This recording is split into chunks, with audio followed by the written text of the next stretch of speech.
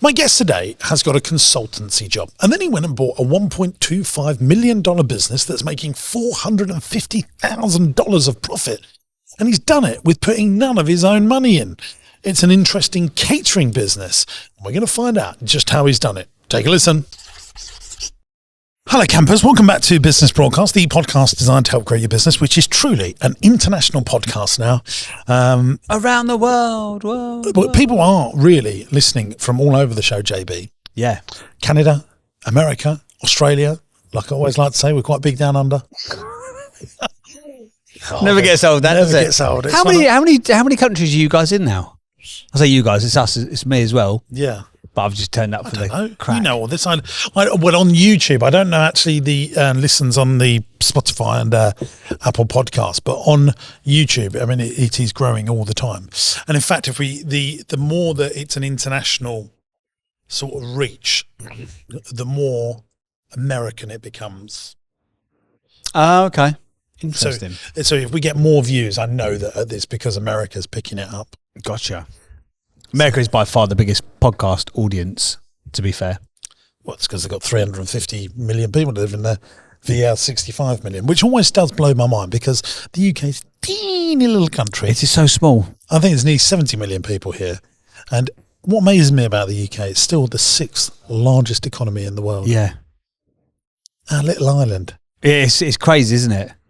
Do you know, blows my mind. The time where I realised how small we are comparatively and how sort of far as a country we've punched above our weight was when I went to Australia.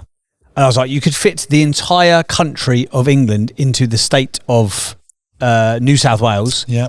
And you could fit Europe, I think, twice into Australia. Yeah. And their combined population 20 million. 27 million people. Yeah, mad. And they all live around the outside. Yeah.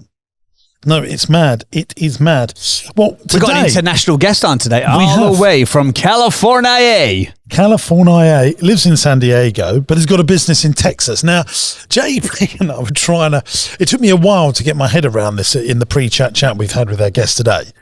Lives in San Diego, has got a business, a 3-hour flight away in Texas. Now, for those of you that do live in the UK, which is a majority of our audience, that's like going from... It's like going to Copenhagen, Ibiza, Corfu, the Algarve, Amsterdam, Marbella, Berlin or Sardinia. It's not like Amsterdam, because I can get to Amsterdam in 45 minutes. Well, then take it up with Google, all right? Yeah. Because that's what they've told me. You basically get most of the way to Greece. Yes. And he's successfully running a business, and he bought a business. But he didn't care. When we said, like, you're 3 hours away, he went, yeah, it doesn't matter. I'm partially absentee. If you was going out for dinner with your family, this is just, I think, the big difference between us here in the UK and Brits. If you was going out for dinner with your family this Friday night, yeah, you don't really want to do an hour and a half drive for dinner, do you? Not really, no. You want to try and be 10, 15... Yeah. Maybe 20 minutes away. Half an hour, an absolute stretch. Absolutely. It's got to be a good restaurant to do a half an hour drive. But Americans, they just don't care about that. We had family from Australia. Yeah. And she came over. She's like, oh, my cousin lives nearby. Would you like to go for dinner with my cousin? We went, yeah. Where does your cousin live? Antwerp. No joke. We drove to dinner in Antwerp. What, from the UK? From the UK. We got on the ferry. We got on the Eurotunnel and we went to Where is Antwerp? Antwerp is in Brussels. Oh, right. We literally went to Brussels for dinner. Went to France? Yeah. We went through France, through Brussels. We went to a part of Holland for dinner. I mean, we stayed there for a couple of days, but she was literally like, oh, yeah, it's only like a 3-hour drive. And it actually was a 3-hour drive through the top. It's mad. Well. We take all of this for granted in this country, don't we? So he lives in San Diego, bought a business in Texas. Yes. Come on the show because he's watched my YouTube channel and seen that I like to buy a business or two. Yeah. Now, if I ended up living in America, James Sinclair would be flipping dangerous. Absolutely lethal because of the SBA. The SBA, which we'll come on to in a minute, so stick with us, dear viewer and listener. But before the structure of the deal, he just went on the internet and looked for businesses for sale that were making lots of money. Good. I wonder what he Googled. I think I've just summarised it. Yeah, that's literally how he did his due diligence. A catering business that was apparently so good, they called themselves Awesome Catering. I tell you what, good for SEO.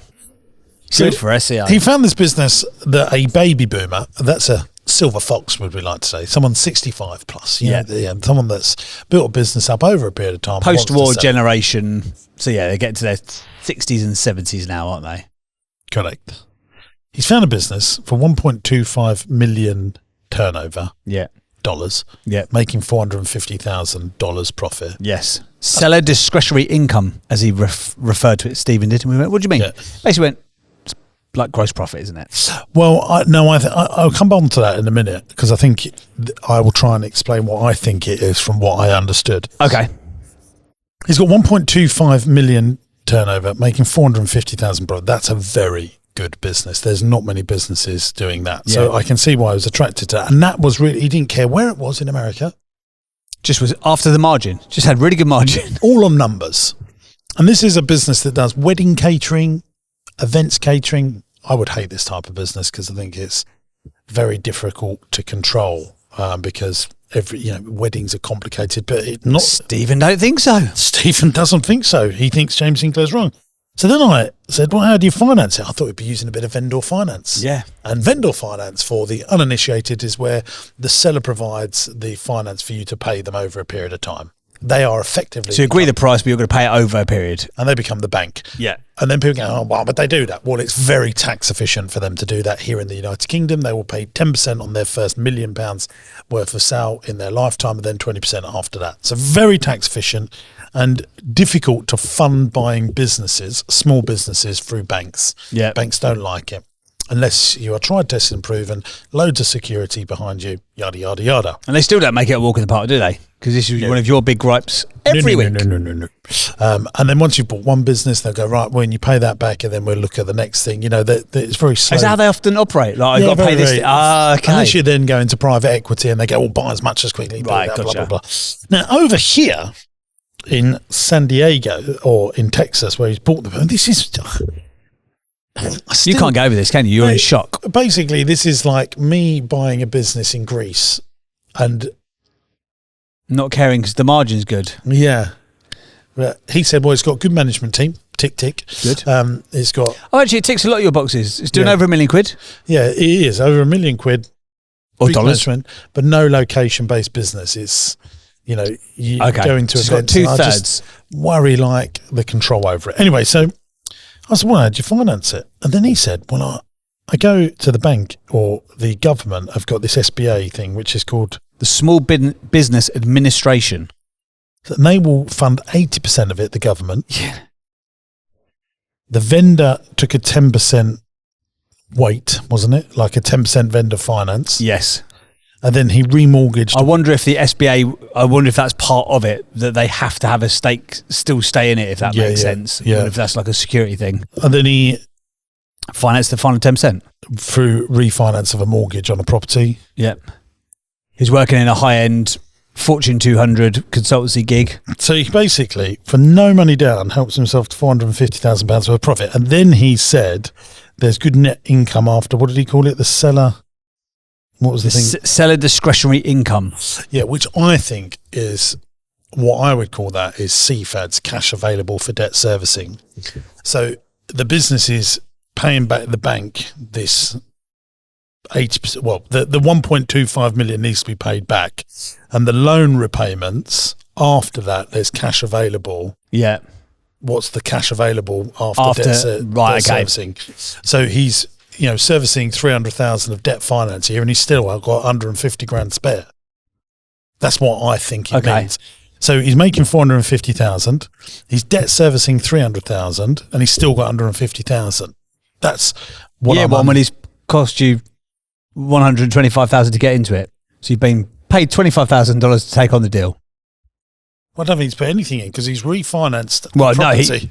He's just. I mean, it is unbelievable that the government, I mean, forget the refinance of the buy-to-let property. I think anyone that listens to this podcast would get, oh, well, I've got a load of equity in a property, I'll just refinance that and put that to something else. That's basic leverage. Everyone gets that. Yeah. But the United States of America government are doing them sorts of deals. Is that why 80% financing? But is that part of the reason why they're the biggest economy in the world? I think it's Going to help, isn't it? 100%. Do you know there's something? No coincidence. That's When for sure. I was in China in October, on the last day I went to Hong Kong, and there's a big show in Hong Kong called the Hong Kong Toy Fair, which is an annual gig, and all of the toy manufacturers in the world gather there. In China, the Chinese government will pay half of your exhibition costs. Really? To go and exhibit at these shows. Okay. There's probably similar. The British government would Absolutely like bloody export. not. The export, No, if you get in with that no. sort of gang, surely. If you export, there are some incentives in the UK, but nothing to shout about. But if I go and exhibit at the NEC, I don't get half of my cost of having a stand there. And if I was having half, I'll be at every exhibition in the country, and I'd probably get more customers, grow my business, and then the government would help themselves through more VAT, more Jesus Christ, yeah, that's more, twice today. More corporation tax and all that. Guttermouth Sinclair. Sorry. Anyway, so, but the other thing the Chinese government do is they give you a 3% tax rebate on all your exports. So if you export £1 million worth of stuff, the government give the manufacturer 3% of that back, so they get 30 grand back for every £1 million worth of stuff they export. Could you imagine if they did that in the UK? Our export industry would boom. And this sort of stuff that the government are doing in America makes it very entrepreneurial. I mean, it's worth immigrating, isn't it? Just on that basis. You'd think so, wouldn't you? Have your liquidity day at some point and take a couple of $1 million over there. You can. Don't even need a liquidity. Just finance it all. I wonder if it's only for. I wonder because you'd be an alien, wouldn't you? Not if I had become a proper US citizen. Yeah, they're not letting you in, though, are they? I reckon they would. Do you reckon? This face, absolutely. That face. I'm a fan of Wall. Fine, okay. Hey gang, we're going back to the pod in just a moment, but I wanted to tell you about Entrepreneurs University. This is a platform that I've created for entrepreneurs and business owners that are serious about growth. There's 100 video lessons from me on everything in business, raising finance, buying companies, property investment, and everything in between. Attached to each video is a downloadable PDF that goes into more detail about what we've learned in the video. It goes one step further than that because I've also put stuff that you won't get anywhere else onto Entrepreneurs University. The lessons go into way more detail, but not just that. You're going to get my business plans, my spreadsheets, and all the files that I use to drive the KPIs in my business. Just think about how powerful that could be for your business. And here's the good news. You can try Entrepreneurs University for free. 14-day free trial. After that, it will cost you just $49.99 a month. That's less than a pair of Nikes to grow the profitability in your business. There's a link in the video description, and I cannot wait to see you in Entrepreneurs University. Should we get him on? I think we should. He's got some explaining to do in a very good way. Stephen, welcome along to the podcast. Thank you for being here. Hey guys, how's it going? Very well, thank you, sir. We are staggered by your country's appetite for entrepreneurship and your astute level of just going after margin, even if it's 3 hours away on a plane. We are impressed over here. Yeah, there's a lot of opportunities over here. Too right. What's your background before we get into what you're doing now? So you were doing consultancy at a Fortune 200 firm. What do you do as a consultant? It was a risk management company. So we would go into companies and we would do, risk management analysis, their insurance and their benefits pretty much. Right. So when did you get into the idea of, okay, I've got a really good corporate job, but corporate America is not the place that I want to be ultimately. When did you start sort of flexing your entrepreneurial wings at the same time as having this good job? Sure. I think that was probably 7 years ago or so because my income was kind of capped at the job. So I was like, how can I make additional income? So I started buying real estate on the side. And now real estate has kind of dried up in terms of the yield and the return that you can find. So I was like, well, where else can I pivot to get return? Yeah. Why is it dried up it's dried up in the UK really because the government have put a load of tax stuff on it that makes it not attractive, in my opinion, and higher interest rates. Why is it dried up in America? It's the interest rates are number one, and two, it just seems to be saturated in terms of popularity, and it's like what everybody's doing. It's less popular here it was popular here in the UK, wasn't it, JB? Yeah, it's massive over here. But it's nowhere near like it used to be. No. Is there a commercial property sector over there that's quite buoyant? Because that's where a lot of sort of higher level residential investors are now starting to move over to commercial properties. Is there something similar? Do you see that similarly over where you are, Stephen?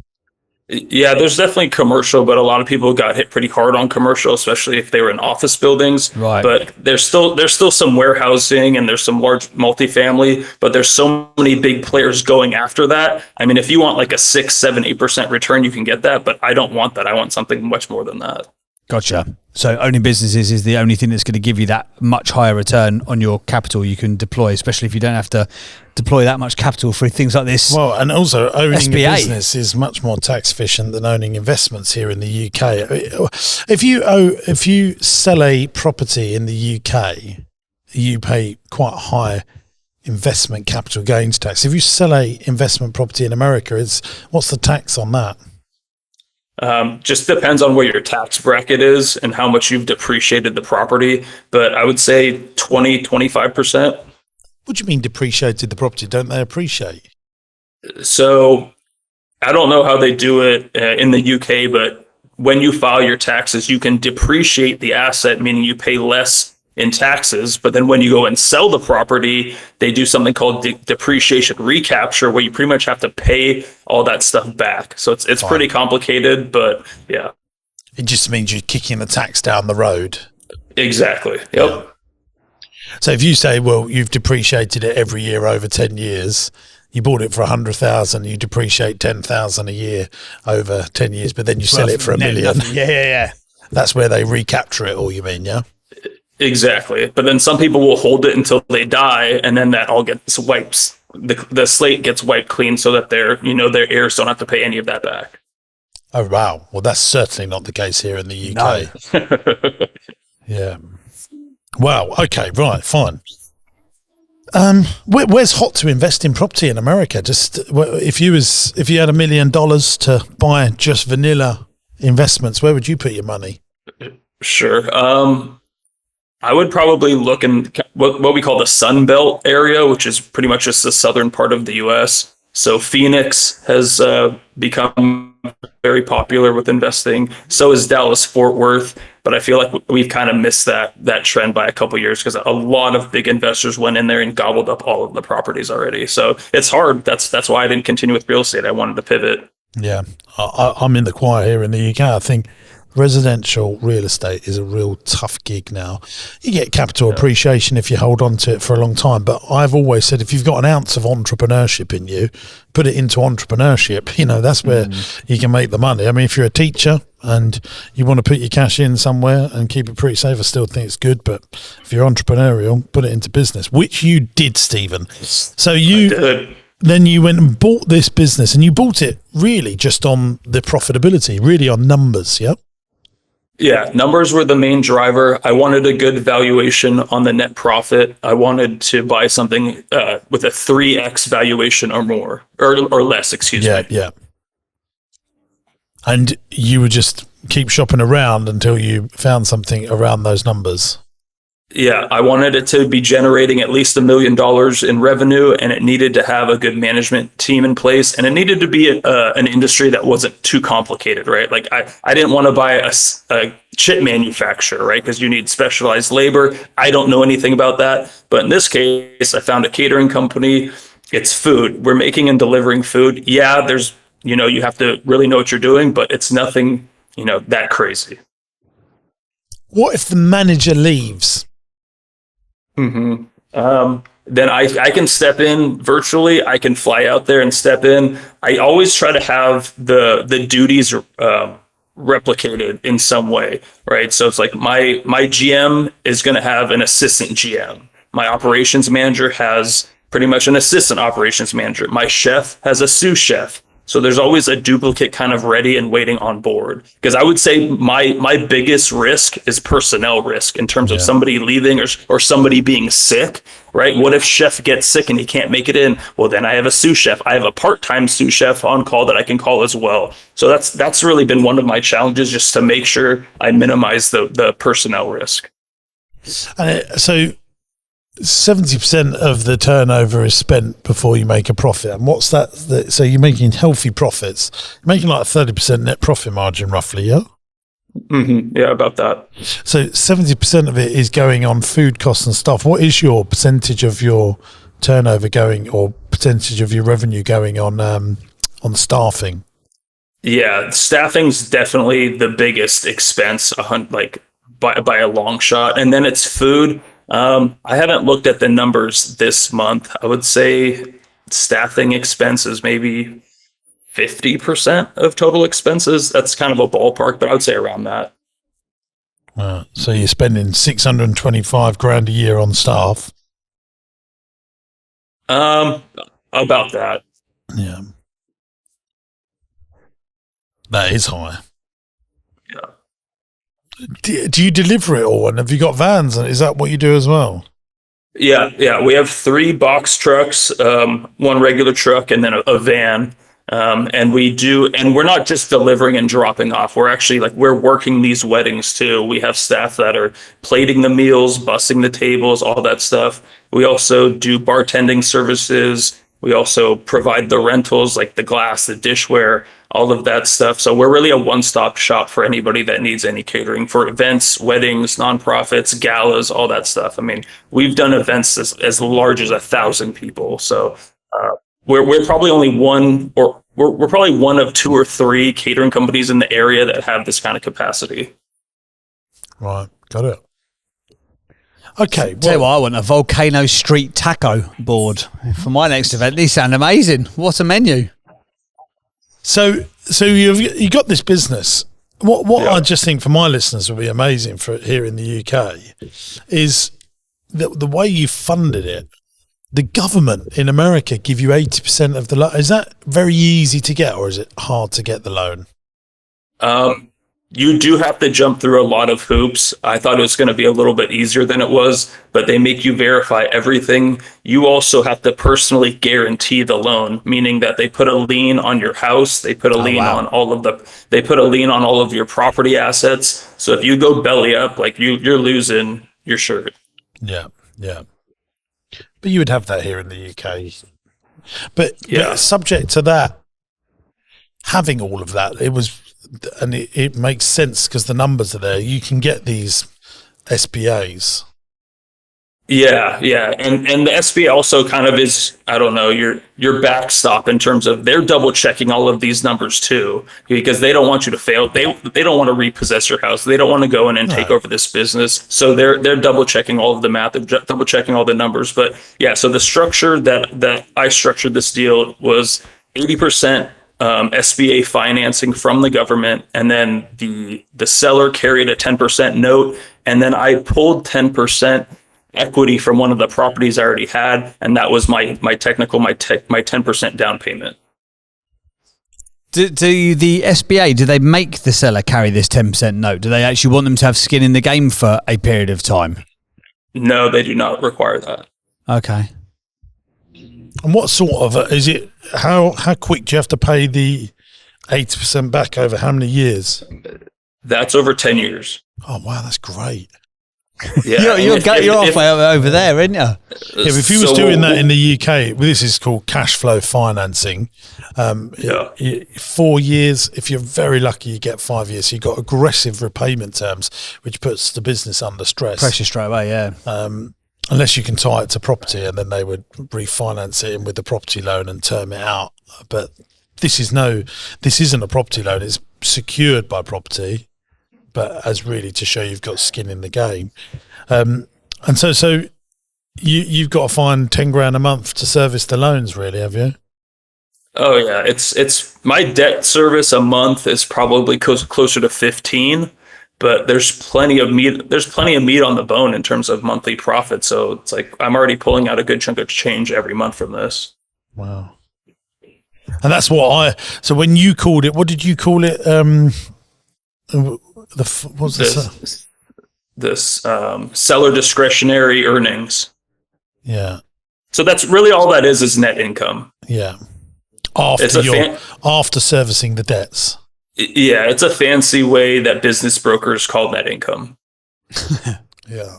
I mean, it's mad. I mean, if you're debt servicing 15 grand a month and you're helping yourself to 15, 20 grand a month, and you really haven't put any of your own savings into it, you just given security and refinancing. Yeah. Well done to you, sir. Are you looking to do another one? Yeah, that was one of the things I wanted to talk to you guys about, was really how to acquire other competitors in the area, but do it in a way that doesn't like kind of raise a flag or like put a target on my back. I don't want to, I don't know. I don't want people gunning for me if I'm trying to like buy their business, if that makes sense. Well, if it was my business, this was my business, I would be looking at who's my biggest supplier of food into Awesome Catering. Like, who do you buy all your food from? Which is probably a food service business at that point. Yeah, we have two main suppliers of food. Yeah, I'd be looking to try and buy one of them. So that you create kind of vertically integrate. Absolutely, baby. That's where I'd be going. There'll be bigger businesses, probably more established, bigger management teams, and then you control the supply chain, and then you would probably be able to get lots of recommendations for people that need catering through the food services business because they've got their ear to the ground. Yeah, they might even be even if I wasn't to try to acquire a supplier, they would even know other catering businesses that they could connect me with. Yeah. But now you've done this, I would try and find a bigger business. Not a 1.25 million revenue business. Like, let's find a 10 million revenue business, an 8 million revenue, a 7 million. Usually there's, because then you've got, that would de-risk the smaller business as well, because you've probably got more management that if the manager did leave from the catering firm, the food services business probably have got talented people that can keep an eye on that as well. So you create you de-risk on a management point of view, which would worry me on this business because it's so bloody far away from you. Yeah, there are some limits to the SBA in terms of the amount that they'll give you. So unless I was to get a full vendor finance, I think SBA caps you out at a $5 million loan, but that's still a decent amount to acquire something else. Yeah, but I don't think the weird thing is, I don't think on a food services business you would be making the profits that you're making as a percentage of the revenue. So if you had an 8 million food services business, it might only make 700,000 profit. Yeah. Which might sound frustrating compared to what you're used to getting right now, but the risk is massively diminished because it's a bigger business, much more regular customers. The more regular the customer, the less margin you have. That's just the rule of thumb. Walmart are not making the margin that Rolex are making, because people are going there every week. But you think about it, I wouldn't mind owning Walmart. Absolutely not. And you owning the supply chain now. If I knew what you've told me, would just be smart, in my opinion. Yeah, and I'm not super concerned about the supply chain, especially because there's competitors. There's a lot of food distributors in the area, but I think I would want to just flatten out our revenue a little bit more so it's not as seasonal, and that would be bringing on more corporate clients that use us multiple times a year, every year, rather than one-off weddings. Yeah, well, the other thing I would be doing is looking at buying a hotel or with a function suite, and then you base your catering from the hotel, and then get rid of all the overhead, and people then you share the staff there. They're location based. They're all the things that I'd be thinking. Okay, I mean, I do have some hospitality background as well because I own some short-term rentals, so I know that game a little bit. Obviously, it's not a hotel, but I do know some hotels in the area that do only in-house catering, and I think they're doing really well. Yeah. Well, the thing is, if you're a nice hotel and you're known for your catering, and then you just move your whole team in there, they usually got massive commercial kitchens. That you just get all that economies of scale. I mean, I'd buy a food services business, keep the catering business, have the catering business based from the hotel, enjoy all the property growth of owning a hotel. It's amazing. What amazed me is, have you still got your job, your consultancy job? I do right now, but I think that's going to be changing sooner than later. But at the moment, you've got your full-time job, you've got some property stuff, and you've got a business making you hundreds of thousands of dollars based 3 hours away. I mean, muzzle tough. Thanks, Tough. That's really impressive. Thank you. I appreciate that. It's a lot, but I always just went after the good opportunities no matter where they're at, and obviously learned some lessons on the way, but it's paid off pretty well. Yeah, the things that I just don't like about this is that the irregular customer flow that would concern me. And if you can keep that in your mind's eye, I think that will serve you well. Yeah, that was probably my biggest concern going into it, but I've been pleasantly surprised on how much traffic we're getting. So I'm doing like some paid advertising on Google, Yelp, some Facebook and Instagram stuff. Like I do a decent amount of ad spend, and sometimes we're even bringing in more leads than we can handle. So I'm not too concerned there. What do you spend on ads a month? It's not even that much, man. It's like $3 or $4 grand, and it's pulling in more leads than we can even touch. It's funny you say that. You are an impressive chap because it's not even that much, $3 or $4 grand. I think there'd be a lot of business owners that would be running $1 million pound businesses that would struggle to get in their head that that's the right thing to do. Yeah. I think maybe like 5, 6, 7 years ago, that's where my mindset would be. But I'm really just looking at the ad spend like a return on investment. Yeah. I mean, if I can spend $3 grand and make $100 grand, who cares about $3 grand? Well, yeah, I'm in the choir, but I think a lot of business owners don't think like that. They need to change that mindset. Yeah, well, that's why. I mean, we're going to grade you at the end. I think we'll give you a point for commercial awareness. Absolutely. What are the things, or there was 3 sort of challenges that you said that you had when you sort of applied to come on, Stephen. One of which, one of the 3 challenges was scaling, which I think we've touched on a little bit in terms of a bit of vertical integration. Challenge number 3 that you mentioned was finding a larger facility. I think accidentally, Jim, you touched on that with the whole hotel idea and having all that scales of economy of having them all in the one place, if that makes sense. Yep. Challenge number 1, though, that you said was automating. Which bits do you think you need to automate, and what are you trying to automate? Which parts of the process? Sure. I think it's probably just building better systems and automations. So can I just one more time, just while it's on my mind, I've just thought of something. Yep. Another business that you should look to is a contract catering business. I mean, that's an absolute no-brainer for you, like that we discussed in the pre-chat. So this is a big college or a big university will bring in a contract caterer to run all their catering, and they will say, we want to feed 1,000 people a day. We will pay you this. They are fantastic businesses. And so you're almost like the in-house cafe for the most University of And, Texas. most and big anywhere there's more than 300 staff, they will by law, I'm sure definitely in America as well, they have to provide hot food and a catering on site. Yeah, but it's the same I think as if you've got over 150 people in the employed in one location, you have to do that. And contract catering businesses are very predictable, very profitable. And do they fix you into like 5-year leases? Yeah, 5-year contract terms.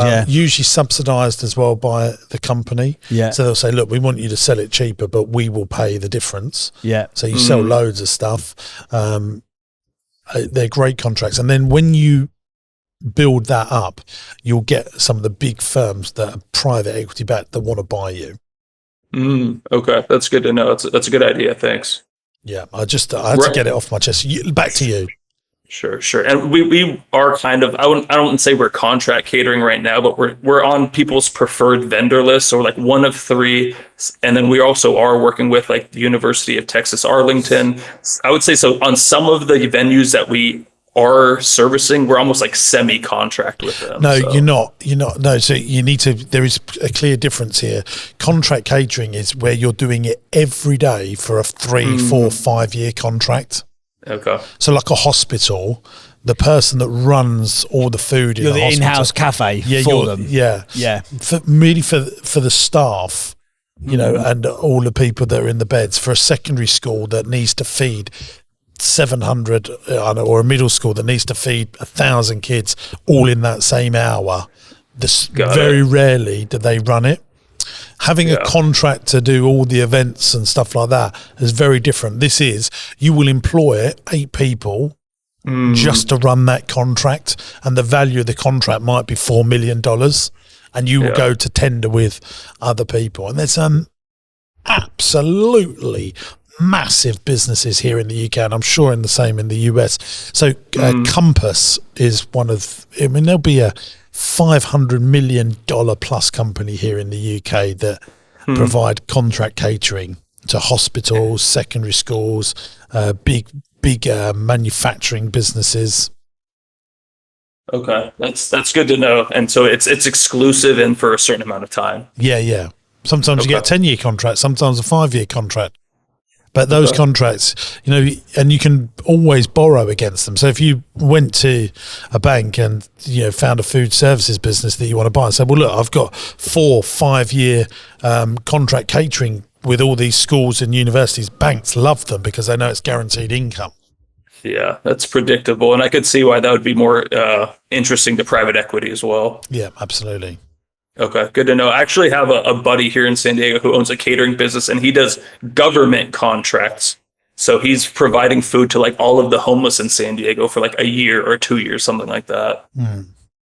Yeah, so I mean that's similar again, but that's shorter. But what would be a government contract is if all the staff that work in the Pentagon, they go to the staff canteen. That will be contract catered. That will not be run by the government. Yeah, got it. Back to the automation challenge then. So you were saying it's more systems and processes that you need. That's a bit of a challenge, or is it automating parts of the process, or how does that look? I think it's probably trying to standardize, taking the process from client acquisition, like either me or the GM closing, one of these catering events. And then how do we standardize the process, like to go to the kitchen and then go to execution at the actual event? I think there's got to be some type of better software that we can be using. Do you guys have any ideas on that? Do you know what I used one recently for a client. Obviously, it's a very different sector because I've got a marketing agency for all intents and purposes, but we were using Notion. And Notion was really good. We'd almost built out like a podcast plan playbook, and it was all segmented off in that Notion. But yeah, that like Notion I think would work really well, or like a Monday.com. You almost need it's almost a task management thing mixed with a playbook, I would say is what you're after. But Notion's really good. It's really good for segmenting. It's got some AI built into it. It's very intuitive to use, and you could the whole thing could be the playbook could be downloaded as a PDF and all of your staff could get access to that. So yeah, I'd have a look at Notion, definitely. Okay, because right now we're just using Dropbox and Google Calendar and like one or two other small things, but I think there's got to be a better solution out there that really lays out the steps more precisely and to show everybody's job for that event. The other one that's worth having a look at is Process Street. Now, I haven't used this personally, but my business partner in my firm, he used to use this for a big architects agency. And with Process Street, you can't move on to the next task until you've done a task. And it literally is this playbook, tick box, right? Did you do this? Did you order this food? Have you confirmed numbers? Blah, blah, blah. And you can't move on to the next thing. So yeah, either Process Street might be a really good one for you, actually. Okay. All right. Great. Yeah, I'm taking some notes here. Appreciate it. Well, you'll be able to listen back to this as well. Don't forget that. Anything else you'd like to ask us before we skedaddle off? Yeah, I think just the mindset of how are you kind of, I don't know, posing yourself to staff, or like what kind of mindset do you have with staff in terms of keeping them positive and keeping them motivated? Like any nuggets of wisdom you can give me for something like that. Especially as he's remote. Yeah, I think that's an additional challenge. Right. Yep. Should he be doing like town halls, like when he comes into town? Do you know what I mean though? Like them sort of like get-togethers and like how many is it? It's 10 people, isn't it? Yeah, it's 7 people full time and 6 people part time. Yeah. Why do you find it's tough to keep them motivated? No, it's not motivated. It's sometimes just like they're very hardworking, and I feel like the smallest little hiccup they'll get negative. So I'm just trying to like keep them positive. Like 95% of what we're doing is great, but they sometimes get hung up on like that 5% that's not perfect. Yeah. And we do a weekly meeting, but other than that, like I'm struggling with that aspect a little bit. And that weekly meeting's on Zoom, is it? It's not even Zoom. It's just a phone call, like a speaker into them. I think you should be going and seeing them at least once a quarter and take them out for dinner. Yeah, I am going once a quarter. Yep. And then go through, For like, sure. here's some of the challenges, almost what you call I don't know how to phrase it nicely, like a shit sandwich. So if there is stuff that's not working correctly, like bring up the challenge. Here's the sort of start with saying positive. Here's what the challenge is, and end on something positive. Okay. What you do in terms of what you do? I mean, I don't think quarterly is enough. I mean, it's better than nothing. How often would you be going? Well, if it's Monthly? a small business, I want to be there every day and building it and growing it. But the manager, the person that's managing them, should be the motivator, because the manager's looking after them day to day. And so whoever your top manager is, they're the manager of the people. They're like the teacher. Mm-hmm. And the kids in the kindergarten, they need the teacher to be on them every day and helping them every day. And then you coach the manager. Okay. Because the thing is, I don't think I'd want you to be too present, because you ain't ever going to be present, because you live so flipping far away. You're like an investor in this business. You're a shareholder, and you need to be coaching the manager and motivating the manager, because you've already said you want to do more things, and as soon as you do more things, those weekly calls, they're going to become less and less. You won't be able to keep up with them. And so it's all about making sure you've got the best management. The formula is E plus M equals S. It's entrepreneurship plus management equals success. And the managers, one of their main jobs is to motivate their people, and then you motivate the manager. Yeah. Okay. Got it. And then see them quarterly, and they'll be ignited for a day, and then their usual habits will come back. Do you know what you do though? With obviously it's with clients, so it's slightly different. But the boardroom things that you do with the meal, and you do like a whiteboard of like you do a bit of like a learning or lesson, and then some food, so it's like social but educational. I think that would work in this instance. Do you not think? Yeah, but That's a no. that's for business owners, isn't it? Yeah, but I'm thinking if he's, like I say, if he's going to be the investor, he's not going to be present every day. But if there's once a quarter goes in, I think you should do those things. But how do you keep motivation? Is about education. The better you educate your people, the better they'll be motivated. And I don't see how you can really do that once a quarter.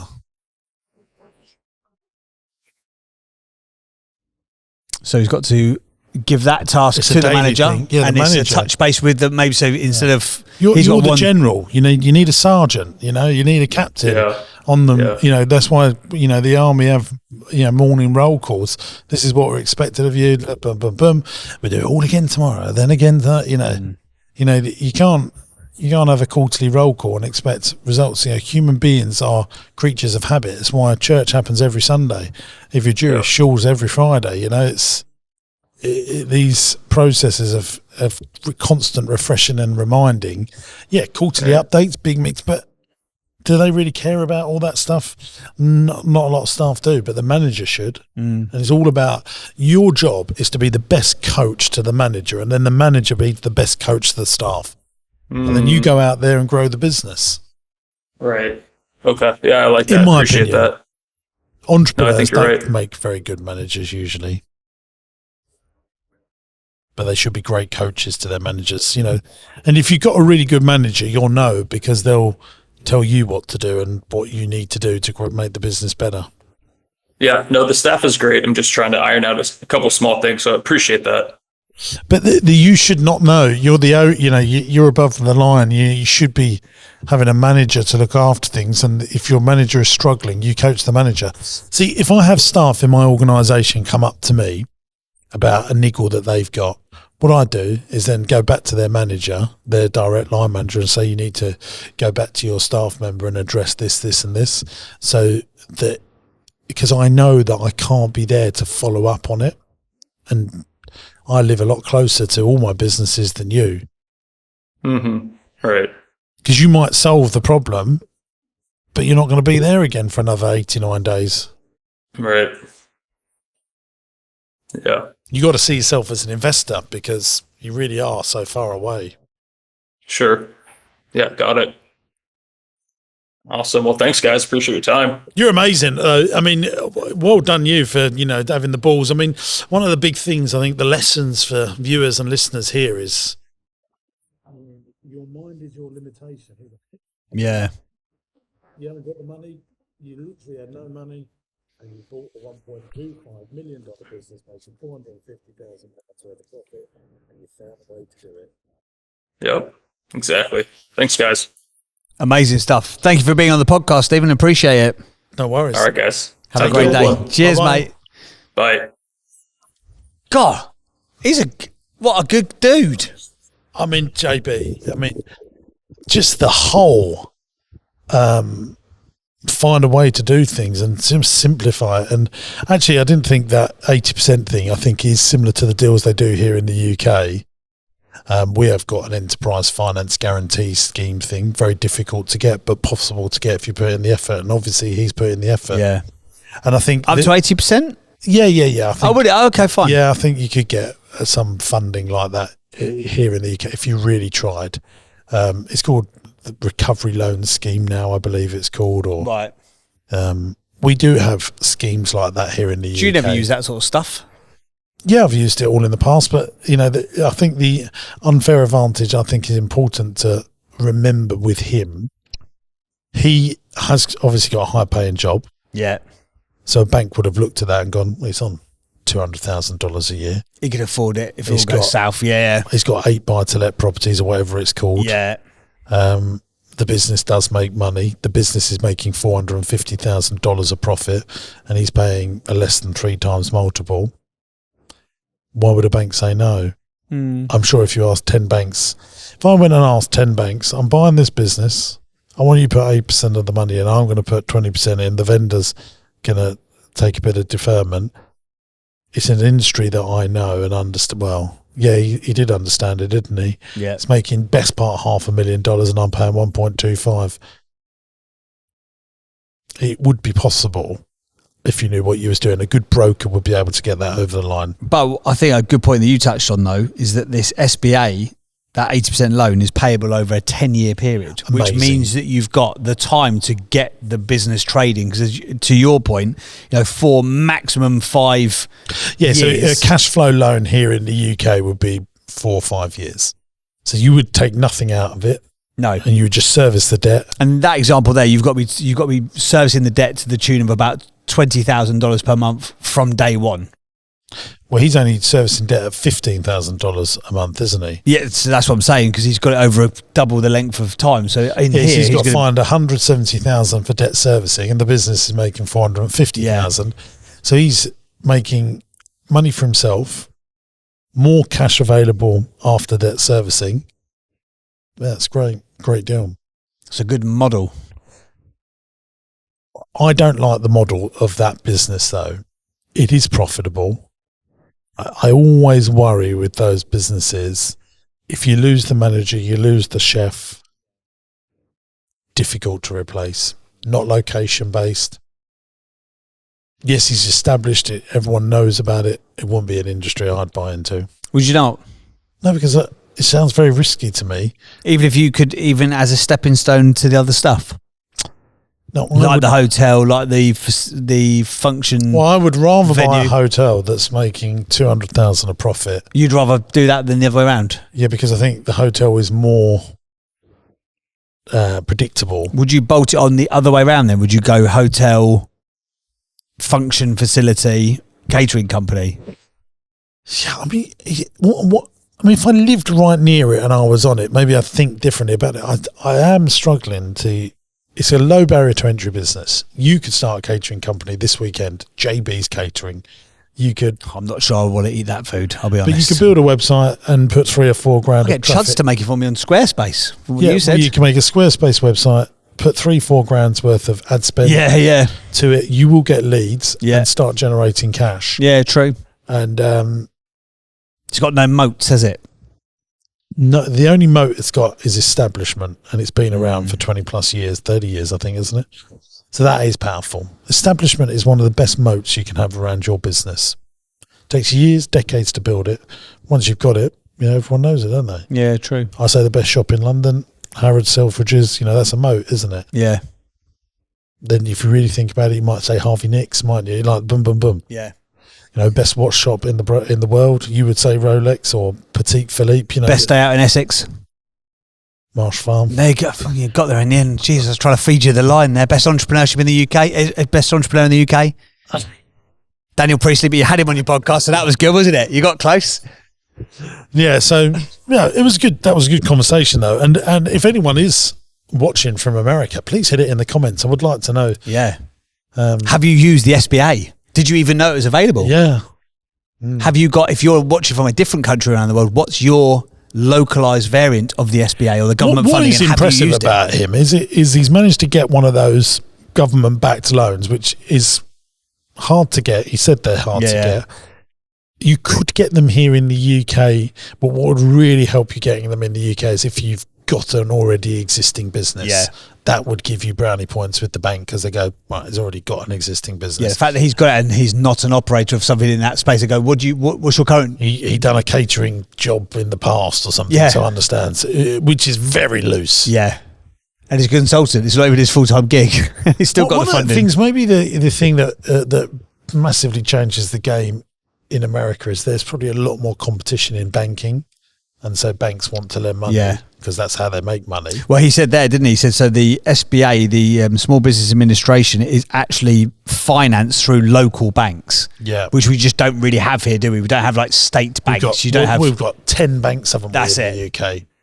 10, like there are some challenger ones. Yeah. Your Shawbrooks, your Aldermores, but most people don't even know what I've just said there. That's it. They would say NatWest, Barclays, HSBC, Santander.